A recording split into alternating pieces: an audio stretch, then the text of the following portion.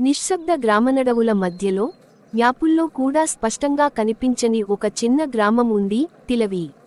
ఆ గ్రామం గురించి ఒకే ఒక విచిత్రమైన మాట చుట్టూ పాకింది. సూర్యాస్తమయం తర్వాత ఎవరూ బయటకి రారు. పట్టణం నుంచి వచ్చిన జర్నలిస్ట్ ఆదిత్యకి ఇలాంటి వదంతులు అంటే చాలా ఇష్టం. ఇదంతా అజ్ఞానం అనుకుంటూ ఒక సాయంత్రం తిలవికి చేరాడు. గ్రామంలో అడుగుపెట్టగానే అతనికి మొదట కనిపించింది మూసేసిన ఇల్లు, తాళాలు వేసిన దుకాణాలు, గాలిలో తేలియాడుతున్న ఒక విచిత్రమైన నిశ్శబ్దం. ఒక వృద్ధుడు ఆదిత్యని చూసి ఆపాడు. బాబూ, రాత్రి అయ్యేలోపు వెళ్ళిపో. ఎందుకు? వృద్ధుడు కళ్లలో భయం మెరిసింది. ఇక్కడ రాత్రి నిజం మేలుకుంటుంది. ఆదిత్య నవ్వాడు. స్టోరీ దొరికింది. రాత్రి మొదలు సూర్యుడు మాయమవగానే గ్రామం పూర్తిగా మౌనంలో మునిగిపోయింది. ఒక్క దీపం కూడా వెలగలేదు. ఆదిత్య ఉండే గది కిటికీ నుంచి బయట చూశాడు. అప్పుడు అతనికి వినిపించింది పాదాల శబ్దం, కాని ఎవ్వరూ కనిపించలేదు. ఆ కనక గోడపై ఒక నీడ కదిలింది. ఆ నీడకు మనిషి ఆకారం ఉంది, కాని తల మాత్రం లేదు. ఆదిత్య గుండె వేగంగా కొట్టుకుంది. అప్పుడే తలుపు తట్టారు. రహస్యం తెరుచుకుంటుంది. తలుపు తీస్తే అక్కడ ఒక చిన్న అమ్మాయి నిలబడి ఉంది. కళ్లలో వింత వెలుగు. మీరు ఇక్కడ ఉండకూడదు అంది. ఎందుకు? ఆమె చుట్టూ చూసి మెల్లగా చెప్పింది. ఈ గ్రామం శాపగ్రస్తం కాదు, ఇది ప్రయోగం. ప్రయోగమా? ఆమె అతన్ని పాత గుడి దగ్గరకి తీసుకెళ్ళింది.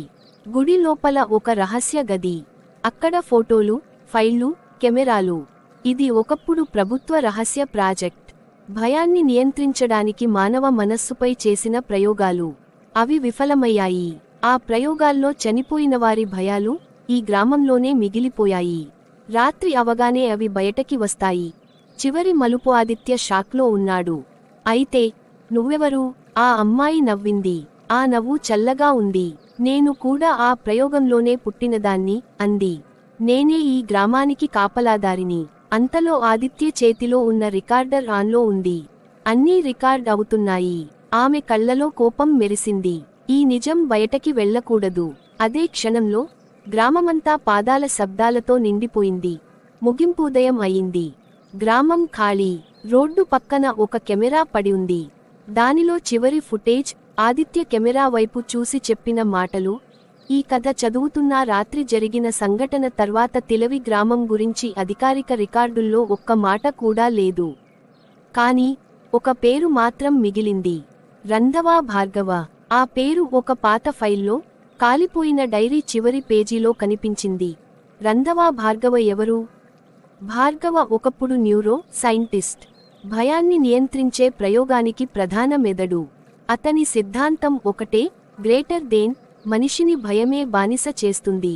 భయాన్ని తొలగిస్తే అతడు దేవుడవుతాడు. అదే సిద్ధాంతం తిలవి ప్రయోగానికి పునాది. కానీ ప్రయోగం విఫలమైంది. శరీరాలు చనిపోయాయి, కానీ భయాలు చనిపోలేదు. ఆ రాత్రి నిజనాదిత్య కనిపించకుండా పోయిన రాత్రి గ్రామంలో చివరిసారిగా ఒక మనిషి నడిచాడు. అతనే రంధవా భార్గవ.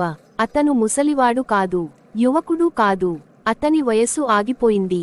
ప్రయోగంలో అతను తన మీదే చివరి టెస్ట్ చేశాడు. కాపలాదారి నిజనా చిన్న అమ్మాయి ఎవరో కాదు. ఆమె ఒక మనిషి కాదు. ఆమె భార్గవ జ్ఞాపకాల ప్రతిరూపం. గ్రామంలో ఎవరు సత్యానికి దగ్గర పడితే ఆమె కనిపిస్తుంది. భయంకర మలుపు. ఆదిత్య రికార్డర్లో చివరి ఫైల్ ఓపెన్ అవుతుంది. అందులో భార్గవ స్వరం, గ్రేటర్ దెన్.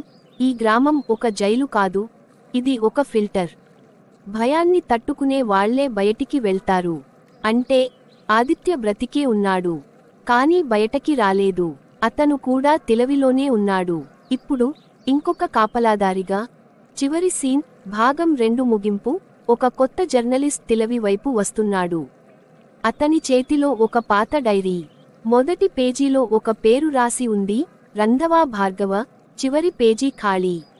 ఇప్పుడది నింపబడబోతోంది.